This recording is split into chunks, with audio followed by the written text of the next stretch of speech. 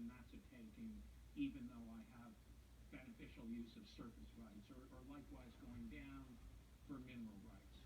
This case is sort of the horizontal analog of that question. It's about what happens when a property owner has contiguous pieces of real property.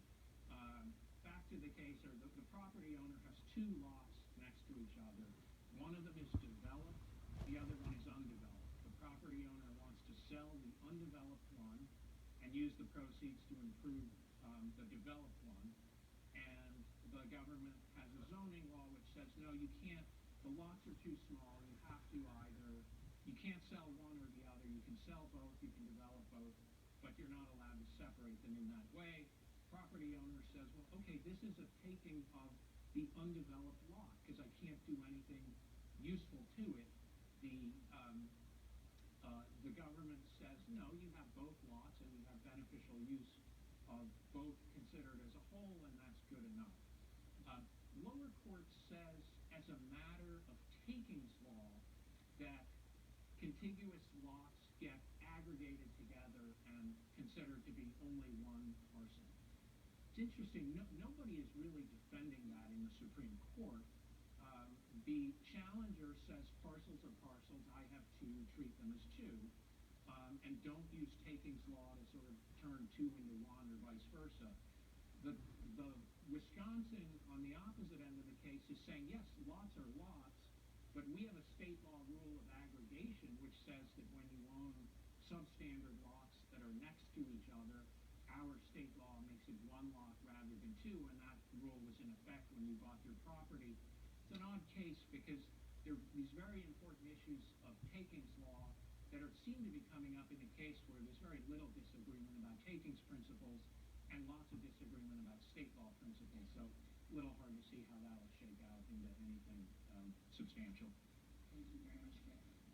I believe that Murr versus Wisconsin is one of the cases that the Pacific Legal Foundation is involved in, so I should note that. I wanted to first ask you all if there are any of the cases that your fellow panelists brought up that you have a comment on, you want to talk a little bit about. Well, maybe I would just say something about Salmon, which I think is a hugely important case. The insider trading case that Ted mentioned.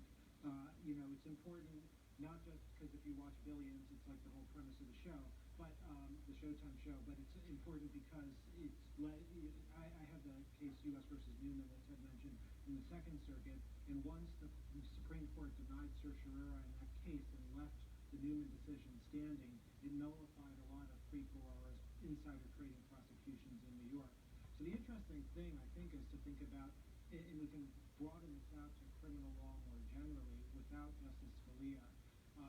What's that going to look like? I mean, somewhat counterintuitively, I think, for many people, Justice Scalia was seen as a very strong believer in criminal defendants' rights in case after case, and insisting on kind of clear language before someone could be put in prison. And indeed, Greg Sperm won this huge McDonald case without Justice Scalia, but on Justice Scalia-like reasoning about kind of clear statements. So, Salmon comes up at a time when Justice Scalia isn't on the court. Ted, what do you think that's going to do to the debate in that case in which there is no clear statute criminalizing the activity, and more generally in criminal law? I think that's a very important point, and it does tie in with one of these other cases that the court took yesterday that involved the question of whether a vagueness statute, that was it violence, that whether someone committed an act of violence and whether that could be an occasion for deportation. Is that what the case is all about?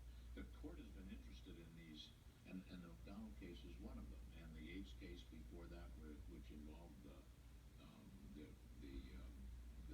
flounder or the grouper, whatever, some category of fish out there.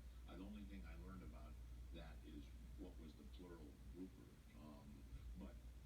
but that was a case where the person was being prosecuted for destroying evidence, and the evidence that he destroyed was the fish that was captured, and they were undersized fish. I think the court is very concerned, and it crosses lines, excluding the categorization that where Justice Scalia might have been, of concern about prosecutorial discretion with respect to, and it comes into the insider trading concept also. That there's no statute. It's all regulatory stuff coming out of the securities laws that prevent fraud and so forth. So, to what extent can the government prosecute you, whether it's civilly or criminally, and especially if there's penalties involved, and that's the other case I was talking about, on a basis where there's the statute itself or the occasion that the government is using is very, very vague, which gives prosecutors enormous power to bring cases, cause people to settle or plead guilty or whatever, because they know the power of the government's being brought against them, and they don't know what it is that they could have done that was wrong. The Supreme Court is missing a justice. It often seems as though the election is missing an issue. I think it's fair to say that the vacancy and the Senate Republican stance on the Garland nomination have been less of an issue than a lot of people expected from February through May. I wonder what you think in general, how that'll affect the way the court approaches these cases, and also how you think it has affected, if at all, the decisions to take and not take some cases. Well, one of you guys knows. I'm happy to start. So I do think that it's had a big effect. First, it's had an effect on the cases that the court took when Justice Scalia was alive, and when they anticipated a November. The most obvious example of that is the United States versus Texas, the immigration plan of President Obama, in which the court was deadlocked 4-4 and couldn't write an opinion one way or the other because that they lacked someone to break the tie. And the union dues case. The union dues case as well, Gregsburg's case as well. So you've had some of those in which they granted certiorari and then couldn't decide it. There's another basket of cases in which they granted certiorari and wrote narrow opinions. And now we're really seeing this third, and I think the most dangerous basket, cases that I think would have been obvious grants before, but the court is denying. And let me just talk about one that the Pacific Legal Foundation was involved in, and that I was involved in Google in the AdWords case, which was a big class actions case. Justice Scalia was a leader in the class actions jurisprudence, writing an opinion in Walmart versus Dukes, and another one in Comcast versus Barron. And the lower courts, after those two decisions, are split in multiple different ways. This was a very obvious grant for certiorari, but the Supreme Court denied cert. And I'd have to think that Justice Scalia not being on the court and having the possibility of a 4-4 tie had a lot to do with it. The only other one I'll mention is Zubik, which is the challenge to the Obamacare employer mandate as applied to employers who have religiously based objections to providing contraceptive or abortion services as part of an insurance package. That was one that took hugely important issue, circuit split in the lower courts. Almost certainly would have been 5-4 one way or the other, and they came up with this really strange sort of disposition where on their own they suggested to the parties a possible way to resolve the case, and then had oral argument, and then remanded the case in order for the parties to talk to the lower courts about whether they would settle the case along the lines proposed by the court. And it's just inconceivable that they would have done something like that with a 9-member court. Did you want to add? I will only add that it takes four votes to grant a case. There were only 9 justices to begin with, and now you have 8. So it's one less vote that you can count on to grant cert. And I spoke to one of the justices just a week or so about this, as to whether or not that was inhibiting people from voting for cert if they thought they were going to lose if cert was granted. And I didn't get an answer, of course. I didn't expect to get an answer, but I was looking into the eyes of the justice to see what I could discern. I think it's clear that there are cases not being granted because the justices involved that might otherwise grant the case are seeing, well, if we do, we might lose. And I guess there's a corollary to that, which is the court is concerned about a shrinking docket, as Ted's opening remarks were addressed to. And so that also means, conversely, that some cases that wouldn't have been granted, that are these little itty-bitty 4.2.1 disputes might get granted now, just to fill out the docket. Anybody want to speculate on how the vacancy could play out depending on the election results? You could speculate. I mean, there's a lot of talk about what will happen in the lame duck. The lame duck session of Congress after the election.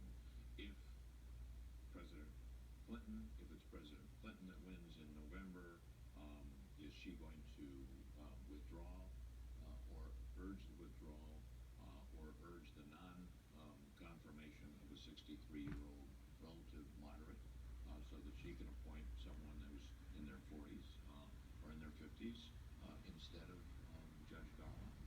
If it's a President Trump, and you can hear the ripple shudder go through the audience and you say things like that. What is going to happen with that? I think there was some discussion before, and no one knows whether it really occurred or not, between President Obama and the Senate leadership with respect to if you appoint that person, we might confirm them in a lame duck. The person that's the Judge Garland person, as opposed to someone who is more firmly on the left. So that is something that could happen. Everybody's saying, well, no, it won't, but I think it's a very good possibility. Yeah, I don't think you can divorce the question from the person that the president actually nominated, Merrick Garland. So Merrick Garland is, I think, widely respected on both sides of the aisle. He's arguably the most qualified person to ever have been nominated to the Supreme Court. He's not, is really pretty darn close. And so what I think that means for Hillary Clinton is very hard to move away from Merrick Garland, given what's said, if she wins the election.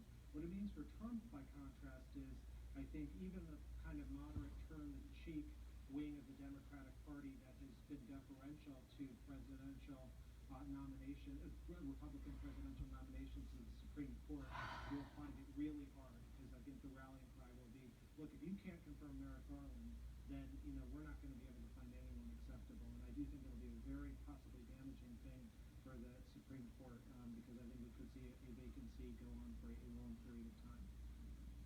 Boy, if Secretary Clinton wins, I'd be shocked if the Republicans didn't try to confirm Garland in the lame duck.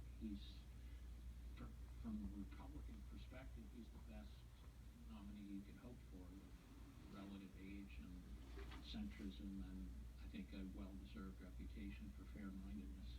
Could be a lot worse.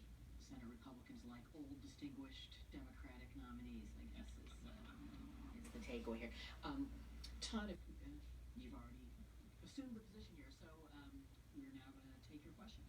Sure. And let me, my colleague, he was the stern timekeeper, has now got the mic. Please, when I recognize you, wait for the mic, identify yourself, but if you don't wait for the mic, the C-SPAN viewers might not be able to hear you. So who wants to ask the first question? While we're, this gentleman there, and while we're waiting for that, what's the plural of grouper? Well, I actually forgot, but I was going through it.